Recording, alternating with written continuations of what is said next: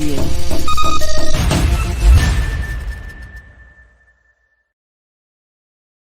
Good evening, everybody, and welcome to the 22nd episode of the Sport Limerick Soccer Podcast, where we're joined by our usual analysts, Noel and Jason O'Connor. And to begin with yourself, Noel, we'll speak about last week's Treaty United and Galway United 0-0 draw at DC Park. Going into the game, we were discussing the fact that it would be a good point for Treaty to get the draw. Were you still of that belief after the final whistle? Absolutely. I thought it was a very, very good point. And I thought a very mature performance from Treaty. And I suppose when you look back at their first game up there, you know, where they were under the cosh for most of the game, I thought it was different this time around. While Galway had the majority of the possession, Treaty had some very, very good chances in the game. I thought they were very composed and they dealt with everything that came their way. Galway had a few chances, all right, a couple of smart saves again from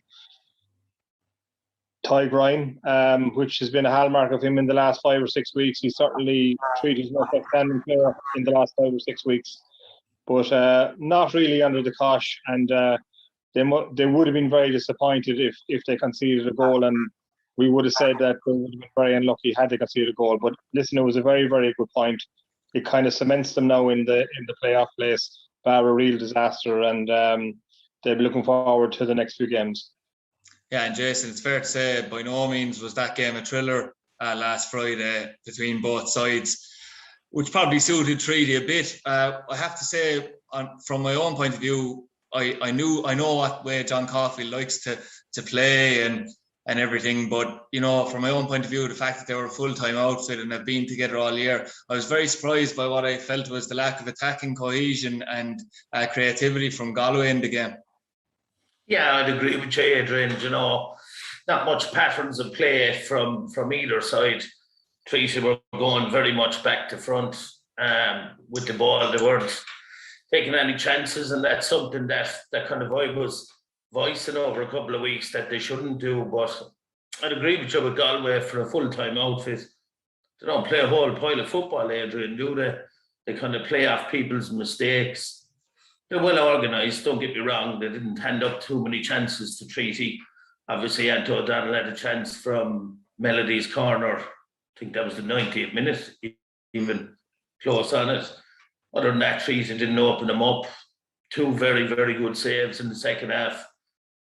From Ty Grind, one from Wilson Maweru and Mikey Rowe as well, in the space of kind of 10 minutes between them 2 chances. But no, I agree with you. Galway didn't create anything. They've good players. I was impressed by Gary Boyle in the middle of the field. I was impressed with McCormack. He does his usual stuff, you know, but not much pattern, as we said, Adrian, you know, for teams that are on the pitch every day. You know, you'd expect a bit more from them.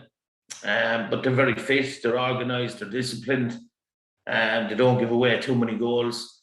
I'd agree with Noel, a very, very good point, but it's more of a game that no one deserved to win as opposed to no one deserved to lose for me. Yeah, and before the game and in the lead up to the game, Noel, Tommy Barrett was speaking about the fact that he hinted beforehand anyway, strongly, that he was going to go with his most physical side and try and match Galway height for height, and with the physicality. He did that really, I suppose, by taking Ed McCarthy out of the team, putting Kieran Hanlon in, and then bringing Sean McSweeney back into his usual attacking midfield role. Do you think that tactic worked out well for Tommy? Yeah, I think he was probably right. I think certainly Galway tried to dominate sides, and again, going back to what you said, I think it's a kind of a mantra of John Caulfield as well. And I think it was a very physical game. And in fairness, there was a lot of endeavour. The 2 teams kind of got stuck in, and like it was lacking in quality, there's no doubt about that. I think Tommy was spot on to do what he did, and as I said, it was a massive improvement. You know, in the previous time they were up there, where they were really under the caution, they looked under pressure for long periods in that game, and they certainly didn't look that way last Friday night. So I'm sure he's very pleased with that performance and result. Yeah, certainly. And both yourself and Noel, Jason, mentioned Ty Grind's couple of saves, and we've obviously harped on about his performances and waxed lyrical about him in a lot of games this season, it's fair to say. I suppose the one worry that comes with that, Jason, and the amount of time we've been giving him, and other teams, fans and supporters have been giving him all over social media, is it draws attention to him now, and Treaty will probably find it hard to keep him in the current situation. Well, he's been the standout performer, Adrian. He really has. As I've said over a number of weeks, I thought the one maybe element of his game that he was weak at was under the high ball, and that was certainly tested on Friday night. Every corner kick, every long throw in from Killian Bruder, the 6-yard box was packed. The bodies in front of him, they put some balls down his throat. The ref didn't give him as much protection as he would like, I suppose, but he dealt comfortably, I suppose, over the 90 minutes with everything that was thrown at him. He's an excellent shot stopper. He's very, very good with his feet. He can sweep behind the back four. He's not short too much, Adrian, for me at this level. I don't think there's too many keepers in this division that are better than him. Look, a lot of clubs will be aware of him. He's been around the league. He's been number 2 with a couple of clubs. He was up at Dundalk earlier on before the season started. He was doing a bit with them. So people will be, I suppose, very familiar with Pike, but they'll be very impressed with him, I think, because he's taken his chance. Tommy, I suppose, gave him that number 1 jersey. And look, there was talk, was there much between him and Shane Cusack? I was kind of saying, no, there wasn't. And I think, I suppose, by his performances, he's put a little gap, I suppose, to where Shane Cusack was. He's obviously gone back to Newmarket. Will he stay? Will he be looking for full-time football? We know in the past he was in Huddersfield as a young lad. So what's his aim? What's he looking for? Is he looking for full-time football? If someone comes in for him, will his head be turned? Or will he be happy to stay with Treaty and be part of something that's going to be fantastic local? Yeah, it will be interesting to see, and obviously we do hope that he remains on Shannon's side for the foreseeable future, particularly with the performances he's putting in. And all the one blip on the night, I know they didn't win the game, but a very good draw, as you said. The one blip on the night was Mark Ludden's red card in the second half. I suppose the way it happened and the rush of blood to Mark's head is something we haven't seen from him at all season. So it was very surprising in the way it happened, but thankfully nothing came of it on the night. But obviously he'll now miss the Cork City game. Yeah, it was surprising, and it was totally out of character from what we've seen and what I know of Mark Ludden down through the years. Even in terms of tackling, he doesn't do a lot of that, and that's not a criticism, because he's very good at interception and being in the right place at the right time and cutting out the danger nearly before it happens.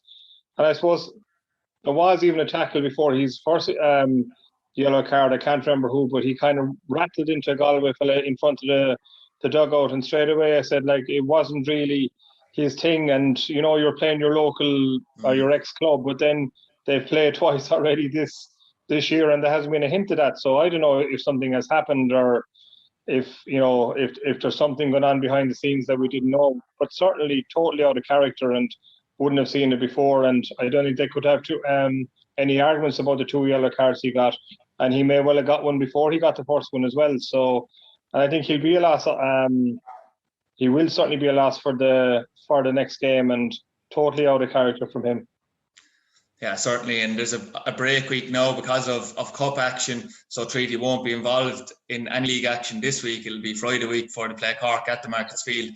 Jason, just to maybe look at the playoff race, move off the Galway game specifically and go into the playoff race. Even though, there's a gap now still of 9 points, Treaty with 5 games left. And actually when I mentioned that to Tommy, he kind of intimated that we should be looking up the table rather than down the table last Friday night. Not constantly concentrating on who's behind you, but I suppose that comes with the territory of not being expected to be there in the first place. 9 points between themselves and Athlone. I know, considering Athlone again beat Bray away now and showed glimpses, that you were slightly worried that maybe that they're still knocking around there. How do you think it's going to go, I suppose, or unfold in the last few weeks? Very hard to call, I know, but we'll ask you to have some prediction of it. Yeah, I did think Athlone would get a result at the weekend, Adrian, and they did, and it's, I suppose, look, it's a clean sheet again for them. You look at the games coming up, Treaty's next 2 games, home to Cork City and away to Shelbourne. 2 very, very difficult games, Adrian. Look, we find it very hard to predict some of the results some weeks because it's a great league. Let's be honest, this year it's been fantastic. You look at that, Loan's next two fixtures, home to Wexford Youths and home to Cabinteely. So could that gap be cut, Adrian, from 9 points? You know, could it be cut by 3 or even 6 points? It certainly could. You know, I don't think Treaty were convincing against Galway. I think over the 90 minutes, did they deserve to win? No, they probably didn't deserve to lose either. So a draw was a fair result, but they're kind of staggering a little bit, Adrian, aren't they? You know, bar the Cove result. And let's be honest, Cove are poor. Their position in the table kind of backs that up. So apart from that kind of win, they haven't been very convincing over the last kind of 5 or 6 weeks. So it's not done yet for me. It certainly isn't. Shelburne away, Cork at home. If you pick up a point, Adrian, I think you'll be doing well in both of them games. I really do. And that Loan could have the bit between their teeth if they beat Wexford. And then they've Cabinteely at home, and they're known then that they've Treaty coming up in a couple of weeks after that. I certainly do think that Treaty will need a minimum of another win before the end of the season to guarantee them that. But look, Bray are underneath Treaty in the table as well, so they're going to be looking over their shoulder. Do you know, they've Cork City coming up. They have a game with Cove Ramblers before that as well. So they have an opportunity of getting 3 points. But I don't think it's done yet, Adrian. I really don't. And it could go down to the last couple of games. And of course, not to mention UCD comes after Cork and Shelburne too. So it's a hard trio of games. Noel, when I started that piece, you were kind of nodding your head in agreement with this sentiment from Tommy, I suppose, that maybe we should be looking up the table, because he was saying he was maybe more focusing on higher up the table rather than below him. I suppose the only reason we're kind of, you know, not moving into complacency mode is because you can't in this division anyway. But as Jason mentioned, the fixtures just leave open to the fact that the gap could be closed, and you never want the gap to be going into the last 3 games. You certainly won't want the gap to be 3 points between Athlone and Treaty. No, you won't. But then you wonder, without going into too much depth into the Cork City game, the fact that they lost last week, you know, have they folded the tent in their heads about getting to the playoffs, whereas I kind of expected them to beat Shelburne and they didn't. And then you wonder what's their mindset going to be. Look, if they had beaten Shelburne, I think they would have been an entirely different animal, if you like, for Treaty. And I wouldn't be so sure about that now. The fact that they lost, and I think they will be fairly deflated. So, you know, I know we'll be talking about that again, but I do think at this stage that Treaty will get the couple of points that they need. I don't think it'll be 9 points by the end of the season, but I still think that they'll have enough points in the bag to make sure that they are in the playoffs. Yeah, and just to move off the interesting playoff race in the first division to the lower echelon of the Premier Division, people will probably think we're half a Dundalk show by the end of the season, the way it will go. But another, what we would say, shock result, Jason, Saturday night. We were actually kind of half jokingly on Saturday when we were speaking, saying, what if Longford beat Dundalk, as if it was never going to happen, and they went out and did it. That really does put the pressure on Dundalk, and there was kind of signs afterwards, or Vinnie Firth, it was the first signs where Vinnie Firth was slightly even concerned himself. Well, that's no harm that he's getting concerned, Adrian, because it certainly is time to, there's no doubt about that. Look, Waterford are still in it down there. Noel flagged it a few weeks ago that Finn Harps would pull away, and they certainly did pull away.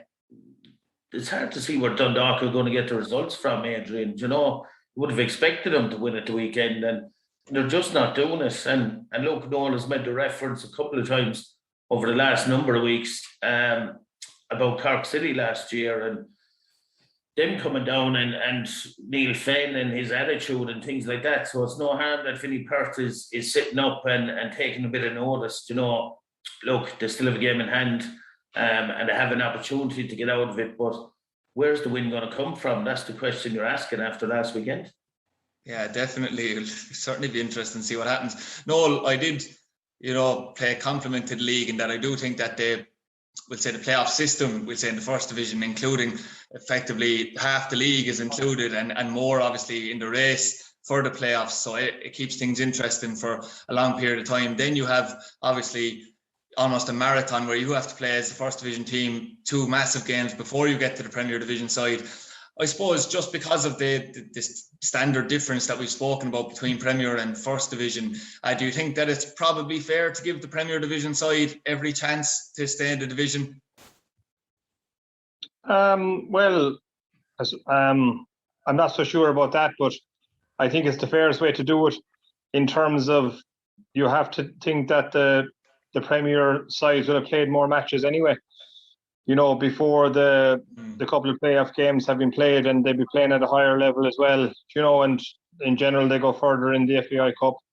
And take Dundalk as an example; they were also involved in Europe this year. So, yeah, I mean, I don't think it's that unfair. I think it's a great opportunity for the First Division side, and you would like to think if you were there in the playoffs, you'd actually love those matches, and you'd love to have that foundation, because if you do go to play the likes of Dundalk, at least you're going in on the back of a couple of wins, because you obviously have won your previous few matches to get in that situation in the first place. And confidence is certainly very, very important when it comes to those games. Yeah, definitely. Jason, just to move on to a couple of games, feature games we're going to talk about from the FAI Junior Cup at the weekend. There's no better one to start with than what happened in the drama that unfolded in Crossagala between Pike and Aisling Annacotty. Aisling Annacotty held a 3-2 lead over Pike going in. Then there was a real controversial decision for a penalty, which was spoken about in huge detail on social media, which turned the game for Pike. I suppose if you're looking at it from the positive side, from Pike's point of view anyway, there was great character shown, and they always seem to get the job done in the FAI Cup, particularly locally anyway.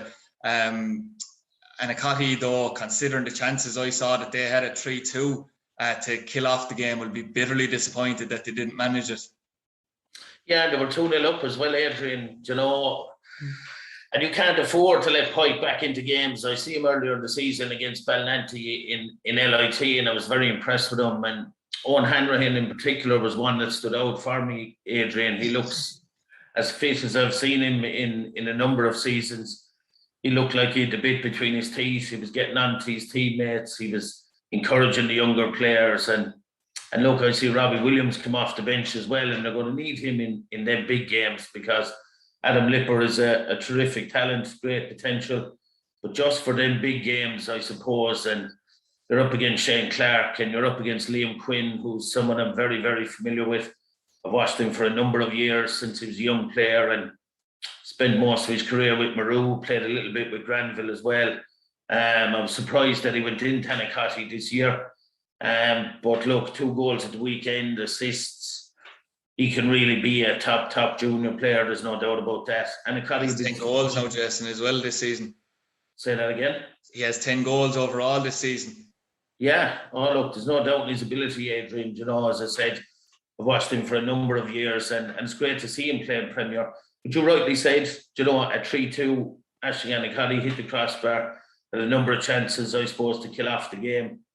And look, without going into too much detail about the penalty incident, all I'll say is that's why you've got linesmen, Adrian. That's why they're there in them big games. And he was best positioned to call it, so he called it. And what a goal from Steve McGann to win the tie. Fantastic header. So, yeah, I'm pleased with Pike Rovers, Adrian. I really am, because, look, they're a solid local club. They still have a core of their own players, if you like.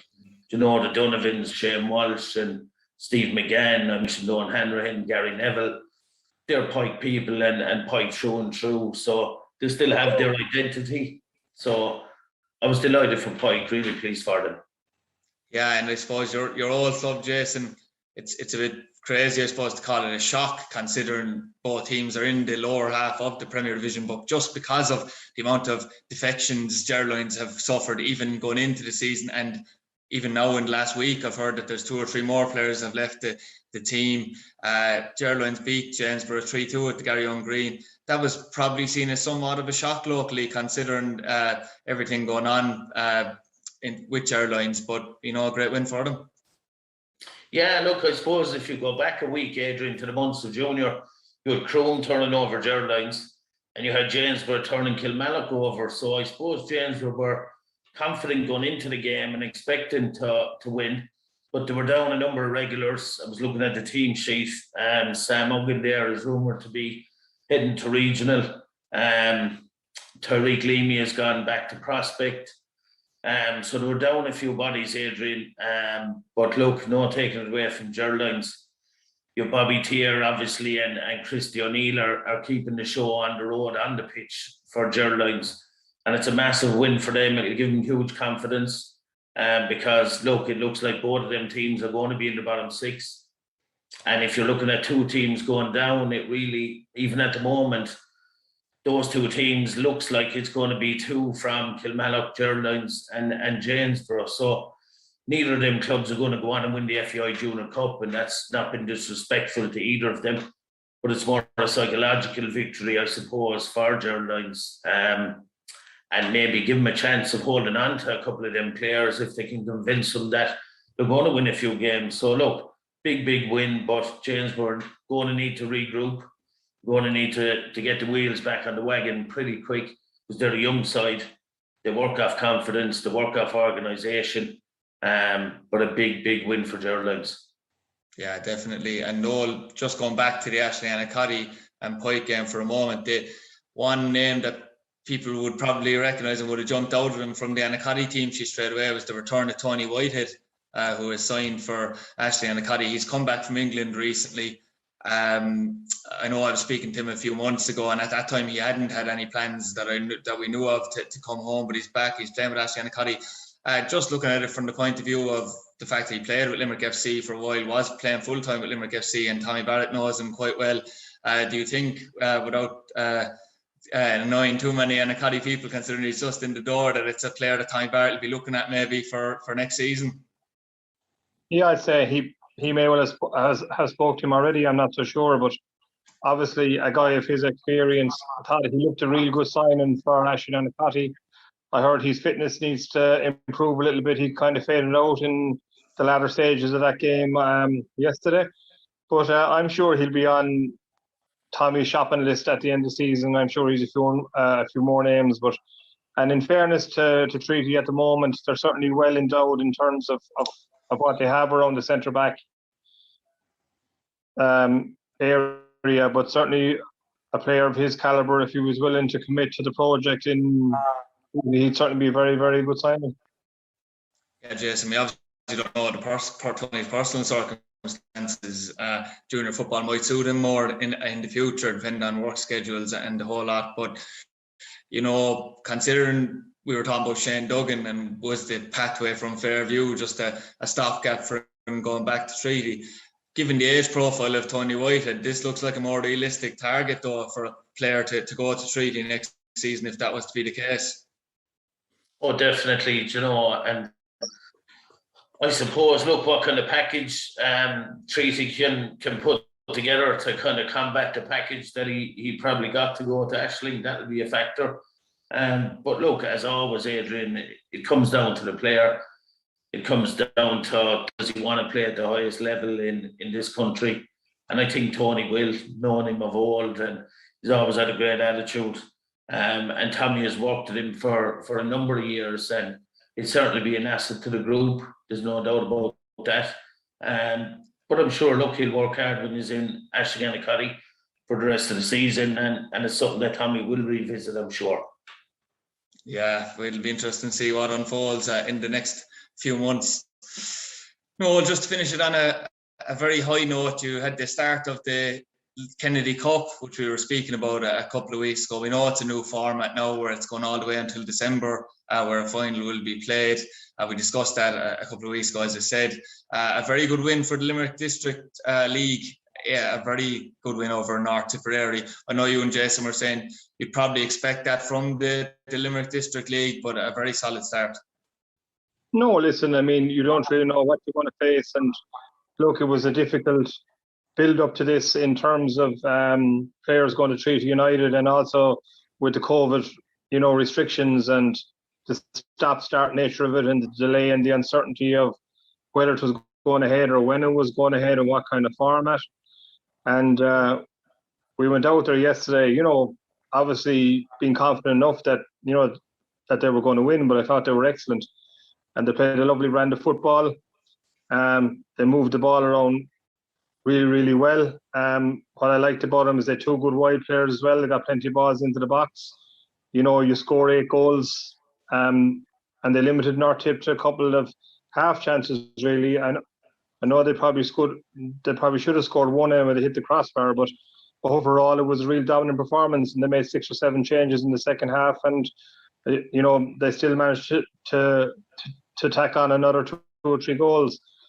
And in a group situation like they're in, well, then it could come down to goal difference. So it was no harm from that point of view, and obviously from a confidence point of view as well.